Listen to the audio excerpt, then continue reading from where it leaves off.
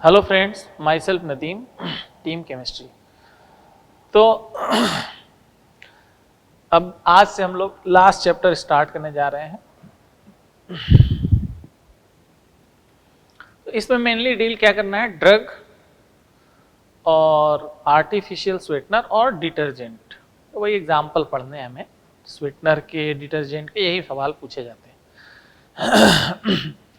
Drug में भी देखोगे, मतलब इस चैप्टर से मैं आपको सही बताऊं तो स्ट्रक्चर या कुछ भी एग्जाम्पल ही आता है कि ये एंटीबायोटिक कौन सा है, ब्रॉड स्पेक्ट्रम कौन सा है, नैरो स्पेक्ट्रम कौन सा है, एनाल्जेसिक कौन सा, यही सब। तो कुछ के स्ट्रक्चर ही बनाऊंगा। एनसीईआरटी आपको करना है, इसका स्ट्रक्चर इसके जरूर से बनाने हैं। जैसे पहला है ड्रग में, ड्रग एंड मेडिसिन।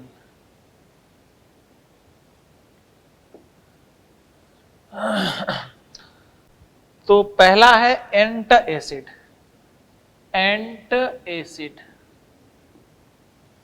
अब देखो एंट एसिड जैसे magnesium hydroxide, AlOH thrice, sodium bicarbonate, ये सब है। और आता है, आप जानते हो, रेनिटिडीन। रेनिटिडीन हिस्टामिन, हिस्टामिन का स्ट्रक्चर बनाना जरूरी है। NH,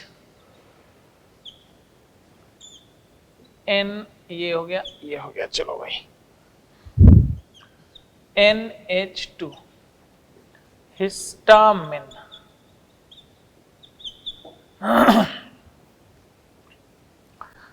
देखो, तो ये क्या होता है कि आप जानते हो एंट एसिड का काम क्या होता है, जब वो एसिडिटी जब एक्सेस हो जाता है, ज्यादा एसिड रिलीज हो जाता है पेट में, तो उसको क्या बोल देते हैं, अपन बोल देते हैं कि एसिडिटी हो गया।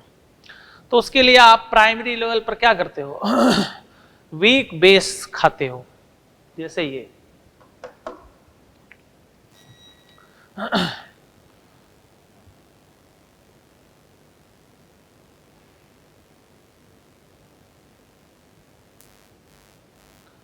वीक बेस जैसे आप इनो यूज करते हैं, तो उसमें बहुत सारे एंटी एसिड होते हैं। तो एसिड हो गया तो बेस खा लिया, तो कहीं कहीं न्यूट्रल। वीक इसलिए खाना चाहिए क्योंकि स्ट्रॉन्ग एसिड स्ट्रॉन्ग बेस अगर पी लोगे ना, स्ट्रॉन्ग एसिड तो है ही HCl, स्ट्रॉन्ग बेस पी लोगे तो हीट ऑफ न्यूट्रलाइजेशन, हीट बहुत ज्यादा निकलेगी, तो अंदर और ज्यादा आपको जलन होना शुरू हो जाएगा। इसलिए वीक बेस से काम कराते हैं, धीरे धीरे वो देखते हो कि थोड़ा देर बाद आराम मिलता है। लेकिन दिक्कत यह है कि ये चीजें आप बहुत ज्यादा एक्सेस में नहीं ले सकते, ये वाला, क्योंकि एक्सेस में बहुत ज्यादा कुछ लोग मना करते हैं कि बहुत ज्यादा इनो नहीं पीना चाहिए, या सोडा बहुत ज्यादा नहीं पीना चाहिए। उससे क्या होगा, ये फिर ट्रिगर कर देता है HCl के सिक्रेशन को। मान लो उसमें वो ज्यादा हो गया, आपके पास पेट में बचा हुआ है, तो अपने आप को वो बेस न्यूट्रलाइज करने के लिए उस सेल को ट्रिगर कर देता है कि आप अब ज्यादा HCl छोड़ो। तो हम तो HCl कि जो सिक्रेशन बढ़ा था उसको कम करने गए थे, उसने क्या किया, एक फोर्स लगा दिया, खींच लिया उससे और ज्यादा। तो अब मान लो किसी की बहुत ज्यादा एसिडिटी की प्रॉब्लम है, तो इससे तो नहीं शांत होने वाली है, उसको फिर क्या दवा खानी पड़ती है, रेनिटिडीन। बड़ी फेमस दवा है, खूब बिकती थी। रेनिटिडीन क्या करता है कि जो एसिड सिक्रेशन को जो प्रमोट करता है, जो स्टिमुलेट करता है, हिस्टामिन, तो वो क्या करता है कि इसको, ये रेनिटिडीन क्या करता है ना, इस हिस्टामिन को ही पकड़ लेता है और उससे एक तरह से इससे वो शक्ति छीन लेता है, जिससे ये उस सेल को प्रमोट करता था कि तुम HCl निकालो। तो रेनिटिडीन ने क्या किया, इसको पकड़ लिया, इसको पकड़ लिया। अब ये क्या कर रहा है, उस सेल को प्रमोट नहीं कर पा रहा है जो HCl को निकालता था थोड़ी देर के लिए। तो HCl का सिक्रेशन इस तरह से, तो वो क्योर होना धीरे धीरे शुरू हो जाता है। तो रेनिटिडीन दवा, फिर हम रेनिटिडीन या जो भी कॉम्पोजिशन उसके साथ होता है उसकी दवा हम लोग खाते हैं। ये था हमारा एंटर। इसमें देखो, अगर बेसिक बिहेवियर पूछे आपसे ABC, तो सबसे ज्यादा बेसिक कौन सा हो जाएगा, C। फिर उसके बाद कौन सा हो जाएगा, ए फिर बी, ये क्षारीयता का क्या है, क्रम है। ये हो गया भैया एंटासिड, एनसीईआरटी पढ़ लीजिएगा थोड़ा इसका। दूसरा अपने पास है हेडिंग, इंपॉर्टेंट करा देता हूं, ट्रंक्विलाइजर। दूसरा है ट्रंक्विलाइजर,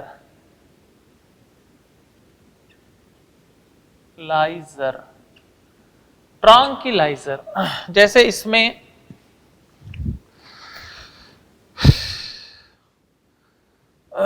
जैसे एक बारबीट्यूरेट्स होते हैं, बारबीट्यूरेट्स, ये पूछा जाता है इसलिए लिख रहा हूं इसको, वेरोनल कॉमा एमाइटल कॉमा नेम्ब्यूटल, ये हो गया कॉमा ल्यूमिनल, और एक सेकोनल होता है, सेकोनल। तो ये बारबीट्यूरेट्स में बारबीट्यूरेट्स में ये आते हैं, ये पूछा जाता है बारबीट्यूरेट्स कौन से होते हैं, 5 होते हैं। और ये क्या होता है, ये होते हैं बारबीट्यूरिक, बारबीट्यूरिक अम्ल के, एसिड के व्युत्पन्न होते हैं, व्युत्पन्न होते हैं। बारबीट्यूरिक एसिड कुछ इस तरह का होता है,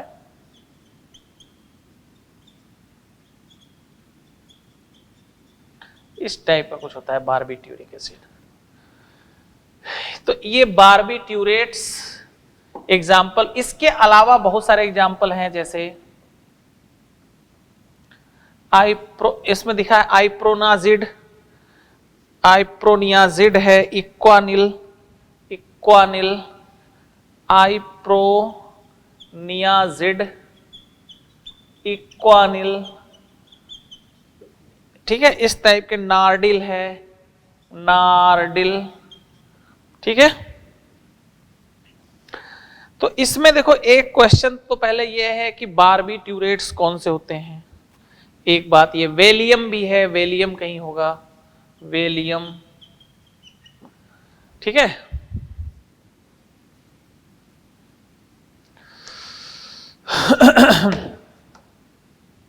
serotonin, Veronal, serotonin, Veronal, Veronal, और भी ये भी एग्जाम्पल है, ये भी एग्जाम्पल है किसका, ट्रंक्विलाइजर का। बट ध्यान रखना बारबीट्यूरेट्स में ये आएंगे बस, ये बारबीट्यूरिक एसिड का व्युत्पन्न नहीं होता है।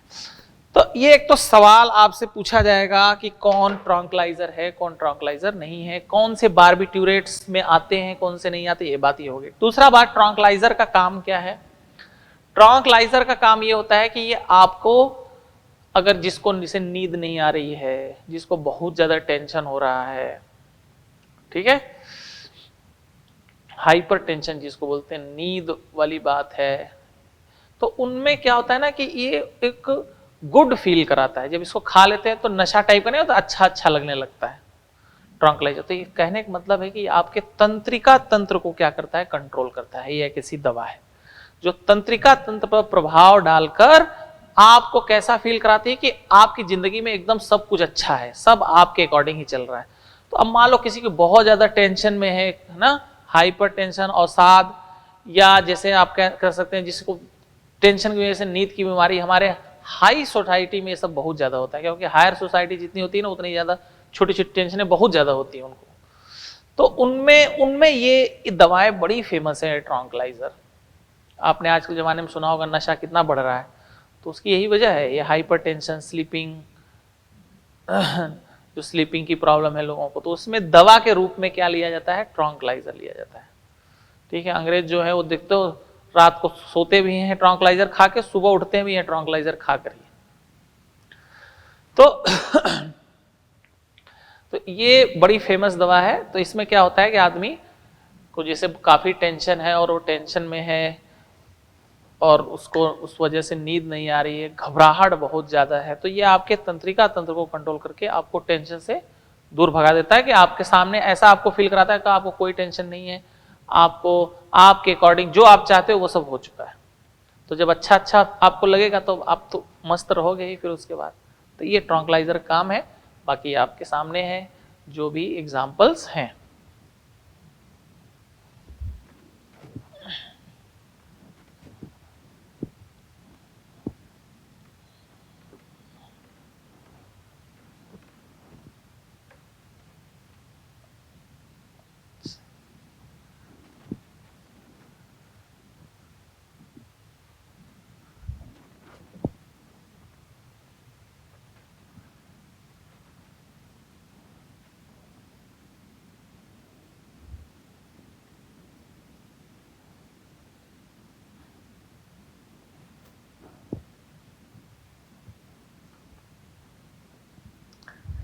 अगला है भाई, अगला क्या है, एनलजेसिक्स। एनलजेसिक,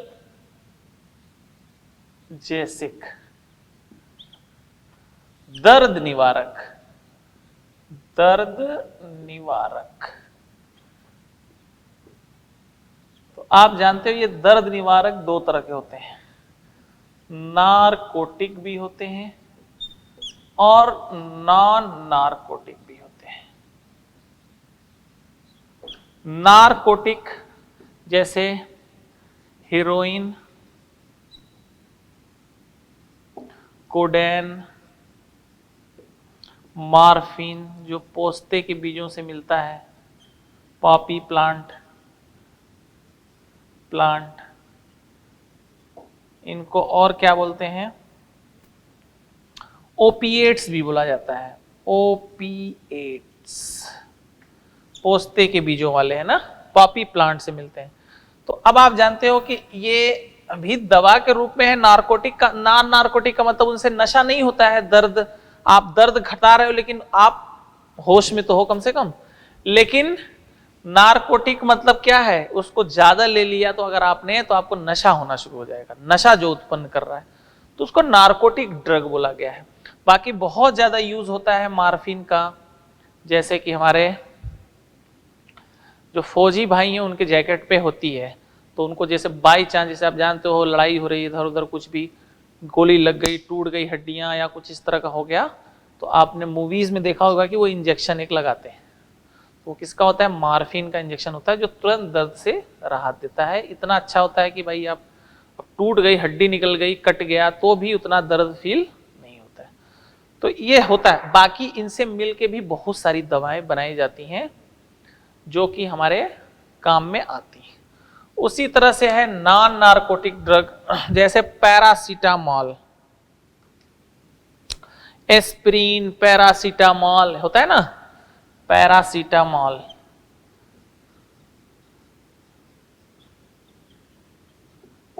वैसे तो एंटीपायरेटिक भी होता है पैरासीटामॉल। और जैसे एस्पिरिन है, aspirin very very important. Aspirin का स्ट्रक्चर आपको तो जरूर ही याद होना चाहिए, OC double bond OCH3 COH,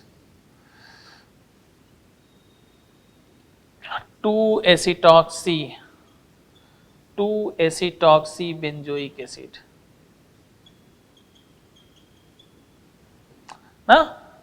salicylic acid पर एस्टिक एनहाइड्राइड का रिएक्शन कराते हैं तो ये बनता है एस्पिरिन। तो आप जानते हो कि ये एंटीपायरेटिक भी होती है, एंटीपायरेटिक, पायरेटिक जो टेम्परेचर को क्या करती है, कम करती है बुखार में। एनलजेसिक भी होती है, एनलजेसिक भी होती है मतलब दर्द से भी राहत देती है। और एंटी ब्लड क्लॉटिंग भी होती है, एंटी ब्लड क्लॉटिंग मतलब आप जानते हो हार्ट अटैक, हार्ट अटैक में ये दवा दी जाती है। हार्ट अटैक, हार्ट के जो मरीज होते हैं उनको दवा ये दी जाती है, क्योंकि उसमें क्या होता है कि ब्लड जमने लगता है अपने वेन में, तो वो उसमें क्या होता है कि हमारा जो लंग है, या क्या करते हैं उसको बोलते हैं, जैसे जो लीवर, उसको ज्यादा क्या करना पड़ता है, पंप करना पड़ता है। तो पंप करने से उसके ऊपर आता क्या है, प्रेशर जनरेट होता है। उस प्रेशर से क्या होती है, दर्द होता है बहुत ज्यादा। अगर ब्लड क्लॉट कर गया तो ब्लड को भेजने के लिए अब जाना चाहिए यहां से यहां, अब यहां बीच में तो ब्लॉक है, इधर से इधर नहीं जा रहा, तब उसको पंप ज्यादा करना पड़ता है, तो दर्द होता है बहुत ज्यादा। उस दर्द से राहत लेने के लिए हम एस्प्रिन का यूज करते हैं, और इनको नोबेल प्राइज मिला था जब इन्होंने बनाया था हार्ट में जो प्रॉब्लम। अदरवाइज वही जब पंप ज्यादा करने लगता है तो इतनी ज्यादा भयंकर वाली दर्द होती है ना, जिसे लगता है कि फट जाएगा लीवर, और उसी में लोगों की क्या हो जाती है, मौत तक भी हो जाती है ना। तो उसी को अटैक बोलते हैं। तो ये अपना एस्पिरिन बड़ा ही इंपॉर्टेंट है, नॉन नार्कोटिक। अब इसको खाने से कोई नशा तो होगा नहीं, तो नॉन नार्कोटिक हो गया, जबकि ये सब क्या है, नार्कोटिक्स है।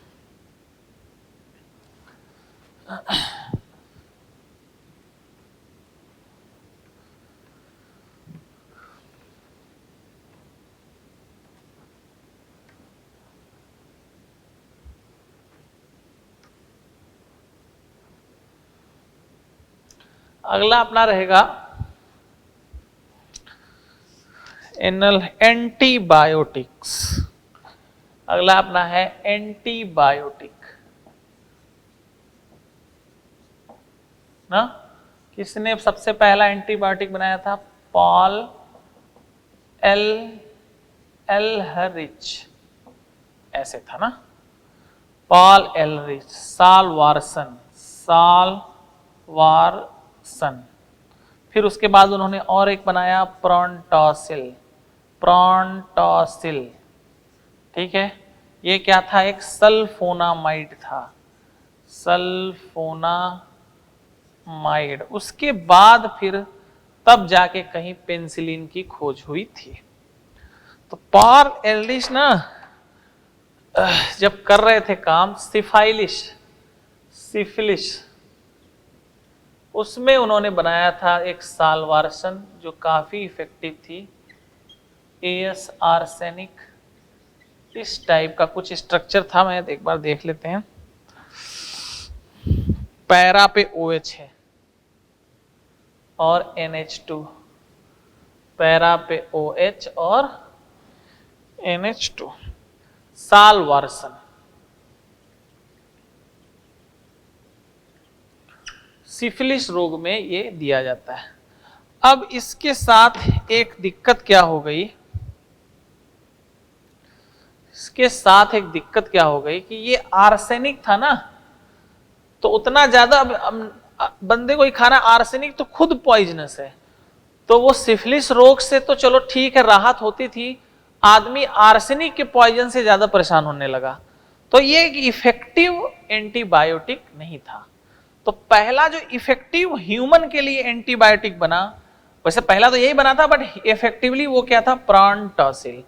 इन्होंने कैसे बनाया, क्योंकि साथ साथ वो डाई पर भी काम कर रहे थे, और उन्होंने देखा कि जो ये सालवारसन में AS है, नाइट्रोजन फास्फोरस ASSBBI, तो ये तो सेम ही है।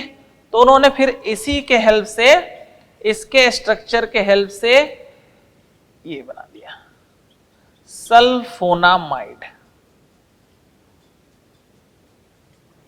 ये अपना हो गया क्या, प्रॉन्टोसिल। ये इफेक्टिव, और इसमें एक्टिव पार्ट इतना ही होता है, ये एक्टिव पार्ट है। कहने का मतलब हम खाते तो पूरा है, बट वो जो एक्टिव पार्ट जो काम करता है एंटीबायोटिक, वो ये वाला काम करता है, ठीक है। उसके बाद बहुत सारी दवाएं और बनी, सल्फा ड्रग बहुत सारे बने। इसके बाद आ गया था एंटीबायोटिक, फिर इसके बाद अलेक्जेंडर फ्लेमिंग ने। उसके बाद जो क्रांति वाली बात हम लोग करते हैं एंटीबायोटिक में, वो क्या था, पेनिसिलियम फंगस से अलेक्जेंडर फ्लेमिंग ने, पेनिसिलियम फंगस से फ्लेमिंग ने क्या किया था, फ्लेमिंग ने पेनिसिलियम फंगस से पेनिसिलिन बनाया। सब यहां से फिर वो एक तरह का मतलब एक क्रांति आ गई एंटीबायोटिक बनाने की। अब इसमें दो तरह के एंटीबायोटिक होते हैं, बैक्टीरियोसाइडल और बैक्टीरियोस्टैटिक। बैक्टीरियोस्टैटिक आपको बता, बैक्टीरियोसाइडल मतलब ऐसा एंटीबायोटिक जो बैक्टीरिया को क्या कर दे, किल कर दे, उसको बैक्टीरियोसाइडल बोलते हैं। और जो बैक्टीरिया को सुला दे, बस कोमा में डाल दे उसको बैक्टीरियोस्टैटिक बोलते हैं। एग्जाम्पल इसके लिखने पड़ेंगे क्योंकि पूछा जाता है। तो जैसे देखो यहाँ पे है पेनिसिलिन, तो बैक्टीरिया देखो किल कर देता है भाई, पेनिसिलिन। ऑफ्लॉक्सेसिन, ऑफ्लॉक्सेसिन। एमाइनोग्लाइकोसाइड, एमाइनोग्लाइकोसाइड्स, जैसा कि एनसीईआरटी में लिखा हुआ है। एरिथ्रोमाइसिन, एरिथ्रो का भाई है एजिथ्रो, खूब हम लोग खाते हैं एरिथ्रोमाइसिन। दवा की दुकानों पे आजकल AZ 500 ऐसे ही मिल जाता है। टेट्रासाइक्लिन, ये भी खूब फेमस दवा है एंटीबायोटिक में। क्लोरामफेनिकॉल, क्लोरमफेनिकॉल, ये सब है, ठीक है। तो ये बैक्टीरियोस्टैटिक और बैक्टीरियोसाइडल थे। उसी तरह से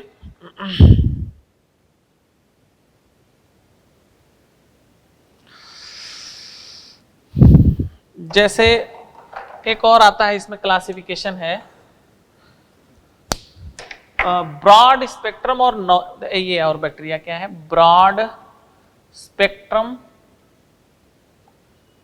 नैरो स्पेक्ट्रम और limited spectrum antibiotic. Broad spectrum जो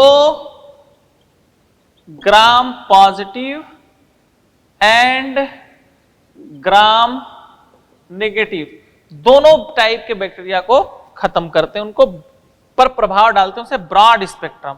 जो ग्राम पॉजिटिव या ग्राम नेगेटिव पर प्रभाव डालते हैं, उनको नैरो स्पेक्ट्रम। जो एक ही स्पीशीज के लिए हो, एक ही स्पीशीज पर प्रभाव डालते हैं, उनको बोलते हैं लिमिटेड स्पेक्ट्रम। जैसे पेनिसिलिनियम, जी पूछा हुआ सवाल है, लिमिटेड स्पेक्ट्रम है।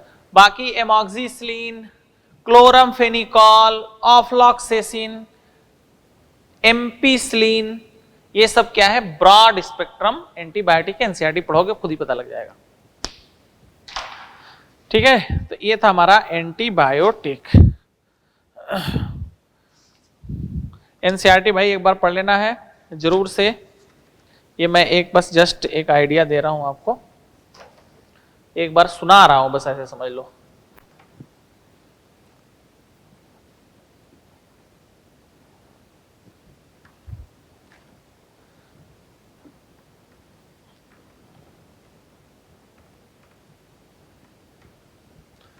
अगला है भाई अपना anal antiseptic and disinfectant. Antiseptic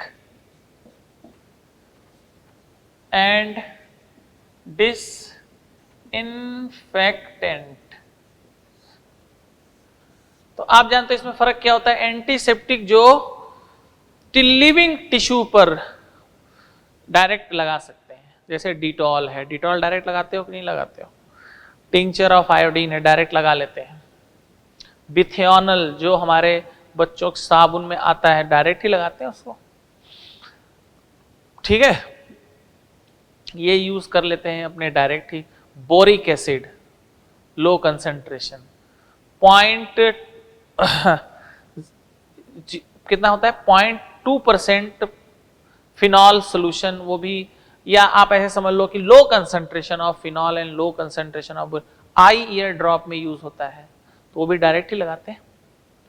तो ये सब क्या है, एंटीसेप्टिक। और क्या है, डिसइंफेक्टेंट, जो जैसे फ्लोर क्लीनर होता है ना अपने घरों में, उनको क्या बोला जाता है? डिसइंफेक्टेंट बोला जाता है, जो हम यूज नहीं करते हैं। वो भी जो है माइक्रोब को मारते हैं, ठीक है, सूक्ष्म जीवों को वो भी मारते हैं। तो हमारे ऊपर भी सूक्ष्म जीवों, तो अब क्या जो है कि लाइजॉल थोड़ा ना छिड़क के नहा लोगे, तो वो हम डायरेक्ट नहीं यूज करते हैं। तो बस फर्क तो इतना ही होता है, बाकी एग्जाम्पल इसमें पूछे जाएंगे। एंटीसेप्टिक के एग्जाम्पल, तो एंटीसेप्टिक के एग्जाम्पल जैसे फ्यूरासिन, फ्यूरासिन पाउडर आता है, फ्यूरासिन, सोफ्रामाइसिन, ये देखोगे सोफ्रामाइसिन, कुछ ऐसे ना एंटी माइक्रोबियल पाउडर आते हैं मार्केट में, मिल जाएंगे जिसमें ये कंपोजिशन होता है सोफ्रामाइसिन। फिर उसके बाद है हमारा डिटॉल, डिटॉल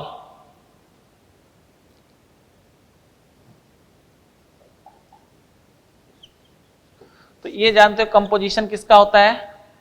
क्लोरोजाइलिनॉल प्लस टर्पिनियल, टर्पिनियल। अब इसका स्ट्रक्चर भी बना ही लेते हैं क्लोरोजाइलिनॉल का। ये हो गया हमारा क्लोरोजाइलिनॉल। टर्पिनियल,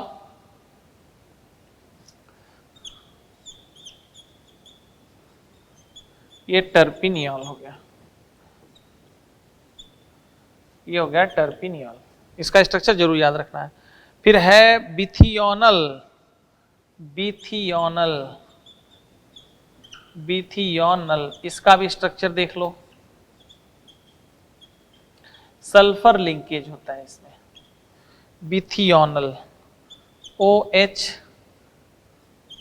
OHCl, Cl। तो पूछ सकते हैं कि बिथियोनल में कितने क्लोरीन एटम होते हैं, 2 बेंजीन रिंग किस लिंक के द्वारा जुड़े होते हैं, ऐसे सवाल पूछे जाते हैं। फिर उसके बाद है tincture of iodine, tincture of iodine. तो ये क्या होता है? 2 to 3% आयोडीन एल्कोहल वाटर का मिक्सचर होता है। ये भी सवाल पूछा गया है, ठीक है। दूसरा है हमारे पास 0.2%। अच्छा, आयोडोफॉर्म भी होगा, आयोडोफॉर्म, आयोडोफॉर्म भी लिख लो। बोरिक एसिड लिख लो, बोरिक एसिड, ठीक है। 0.2% फिनॉल सोल्यूशन, फिनॉल सोल्यूशन 0.2%। तो ये सभी क्या है? एंटीसेप्टिक है। तो एंटीसेप्टिक के एग्जाम्पल हो गए डिसइंफेक्टेंट। डिसइंफेक्टेंट हमारे पास जैसे है 1% फिनॉल सोल्यूशन, 1% पे ही देखो हो गया। 0.2 to 0.4 ppm Cl2 aqueous and sulphur dioxide, या 0.2 to 0.4 ppm SO2 aqueous, ये भी डिसइंफेक्टेंट की तरह काम करता है। Very low concentration, very low concentration. ये था हमारा ड्रग। तो भाई एग्जाम्पल याद करने पड़ेंगे जैसे जो भी है, अब इसमें दिमाग मत लगाने लगना। ऐसे सच पूछे जाएंगे यार, आउट है समझ लो क्वेश्चन। ये सब जो आपने पढ़ लिया इसमें एनसीईआरटी में, बस उसी को डायरेक्ट पूछ दिया जाएगा। सबसे इजी भी है, सबसे ज्यादा स्कोरिंग भी चैप्टर्स हैं ये।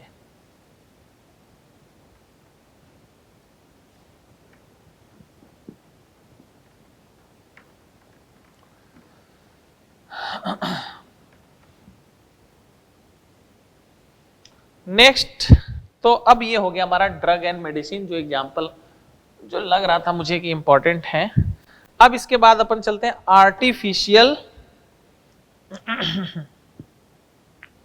Sweetening agent, artificial sweetening agents.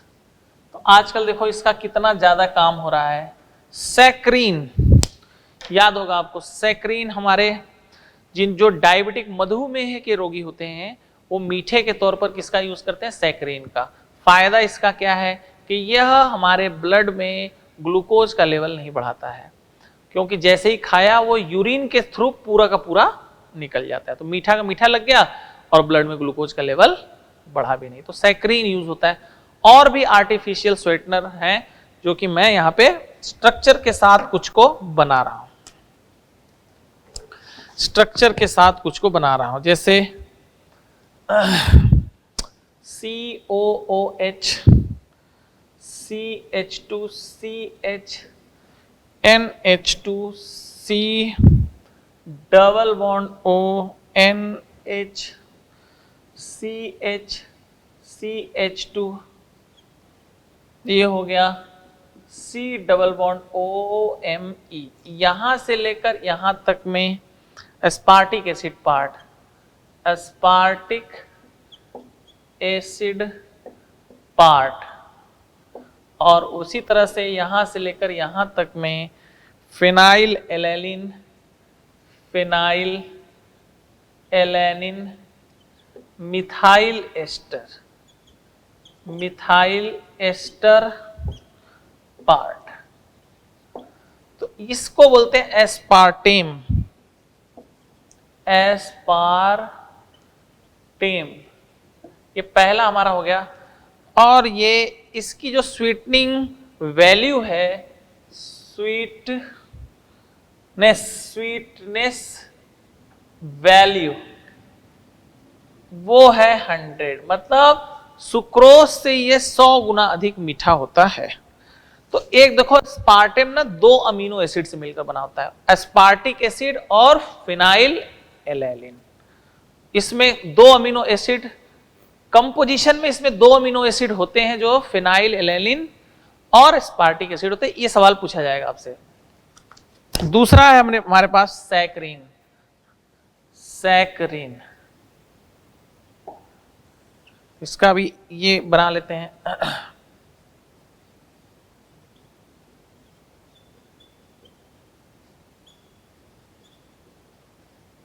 ये हो गया। और इसकी जो स्वीटनेस वैल्यू है वो 550 है। कहने का मतलब ये सुक्रोज से 550 गुना अधिक मीठा होता है। अगला है सुक्रालोज, ये भी सवाल पूछा गया है, सुक्रालोज के स्ट्रक्चर से सवाल पूछा।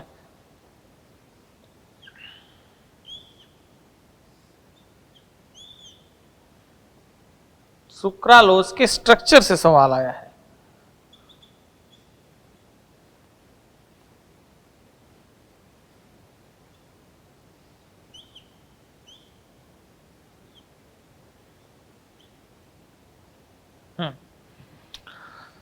बनाते हैं इसको, OHH, OHH,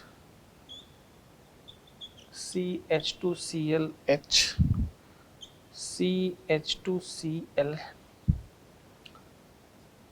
HOH, H, CH2OH, ClH, OHH।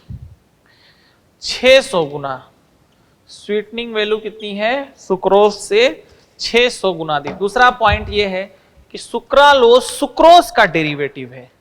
यह किसका व्युत्पन्न है, सुक्रोज, सुक्रोज का व्युत्पन्न है। और सुक्रोज किससे मिला बना होता है, ग्लूकोज और अल्फा डी ग्लूकोज और बीटा डी फ्रक्टोज से। अब व्युत्पन्न में किया क्या है, इन्होंने क्लोरीन लगा दिया है कुछ OH को हटा के।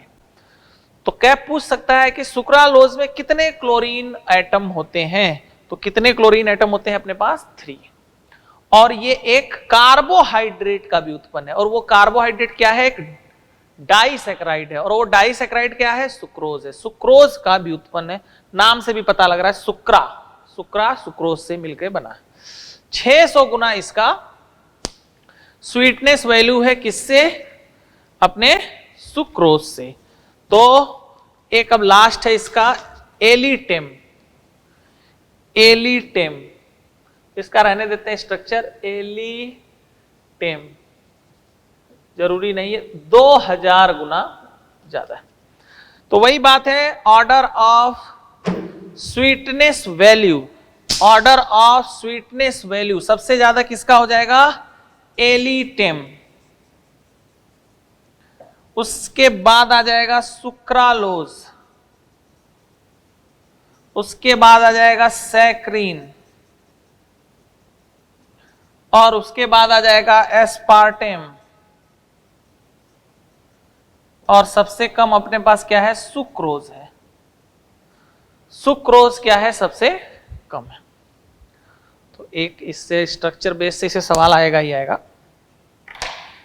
तो ये था हमारा आर्टिफिशियल स्वीटनिंग एजेंट।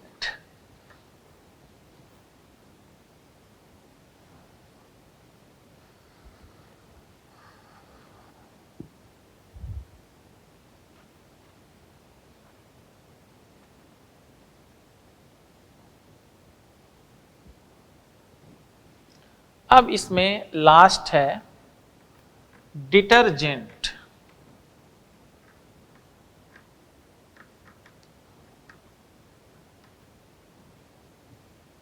वो देख लेते हैं हम। Soap and detergent, soap and detergents. इस साल भी क्वेश्चन इस पर था, तो बना देते हैं इसको एक बार, स्ट्रक्चर और ये सब फटाफट। तो CH2CH CH2O C double bond O C17H35 OC double bond O C17H35 OC double bond O C17H35। ये क्या होता है? ग्लीसेरिल एस्टर फैट है ये कुल मिला के। ग्लीसेरिल एस्टर ऑफ स्टेरिक एसिड। इस पर हम क्या करते हैं? 3NaOH डाल दिया, तो ये ग्लिसरॉल एक तो बना देगा, ग्लिसरॉल, और सोडियम स्टीरेट C17H35 COONA, यही है सोप। तो फैट से जो बनता है ना, उसको ही सोप बोलते हैं, सैपोनिफिकेशन बोलते हैं। इस अभिक्रिया क्या बोलते हैं? सैपोनीकरण, सैपोनिफिकेशन, सैपोनिफिकेशन। और इसमें आप जानते हो सोडियम से अच्छा पोटेशियम स्टीरेट होता है, बिकॉज वो थोड़े सॉफ्ट होते हैं। तो सोडियम से अच्छा कौन सा होता है? पोटेशियम। अगर यहाँ पे KOH डाल दो तो ज्यादा बेहतर है, क्योंकि उससे जो सोप बनता है वो त्वचा पे जब लगता है ना, तो वो थोड़ा ज्यादा सॉफ्ट होता है। बस यही बात है और कुछ नहीं है। ठीक है। अब इसमें हम जैसे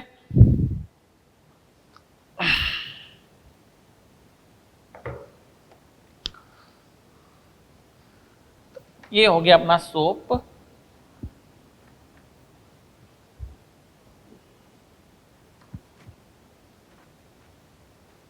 अब डिटर्जेंट में ये बस होता है कि ये व्युत्पन्न नहीं होते हैं, फैट के व्युत्पन्न नहीं होते हैं। दूसरा, ये हार्ड वाटर में भी काम करता है, जबकि सोप हार्ड वाटर में काम नहीं करता है। और ये 3 प्रकार के होते हैं, एनायनिक डिटर्जेंट, केटायनिक डिटर्जेंट, और non ionic detergent.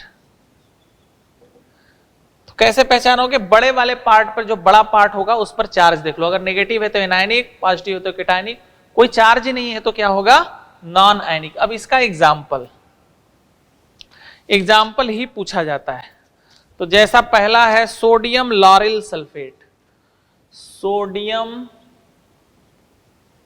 Lauryl sulphate, इसका formula CH3CH210 CH2SO3Na, sodium lauryl sulphate. फिर है सोडियम डो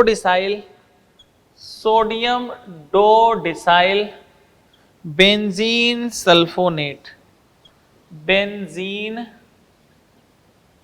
सल्फोनेट। तो इसका formula sodium dodecyl CH3CH211, ये बनाया benzene sulphonate, sodium dodecyl. देखो बड़े वाले पार्ट पर क्या आ रहा है, नेगेटिव आ रहा है कि नहीं आ रहा है, तो इसलिए ये हो गया। केटाइनिक डिटर्जेंट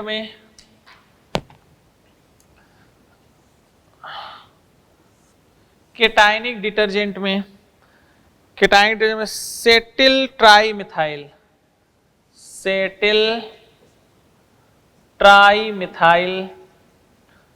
अमोनियम ब्रोमाइड,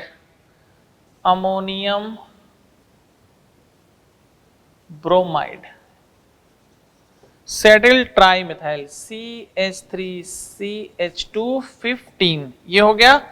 अब ट्राईमिथाइल Me, ये हो गया हमारा पॉजिटिव और ब्रोमाइड। तो देखो बड़े वाले पर पॉजिटिव चार्ज है, सो केटाइनिक डिटर्जेंट हो गया। नॉन आयनिक डिटर्जेंट, ये मिलकर बना होता है स्टेरिक एसिड तथा पॉलीएथाइलिन ग्लाइकॉल से, पॉलीएथाइलिन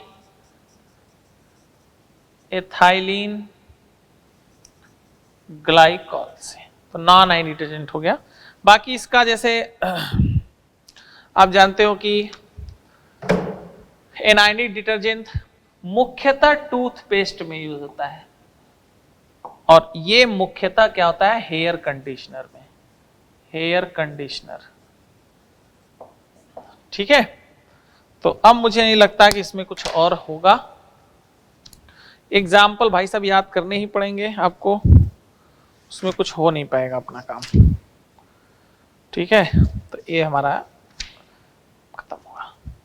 तो आपने इसको पढ़ना जरूर है, एनसीईआरटी तीनों चैप्टर का, biomolecule, polymer chemistry, everyday life और एनवायरमेंटल केमिस्ट्री। तो वैसे भी खुद से करना है, इजी सा है, पढ़ा भी होगा। तो सरस अपना सिलेबस हो गया खत्म। ठीक है, तो उम्मीद करता हूं कि आपको जहां समझने वाली चीजें थी, मैकेनिज्म, जीओसी, आइसोमेरिज्म, है ना, रिएक्शन मैकेनिज्म से जहां तक एन कंटिन्यू तक रिएक्शन मैकेनिज्म चला था, कार्बोहाइड्रेट में भी समझने वाला था, ऐसी बात नहीं है।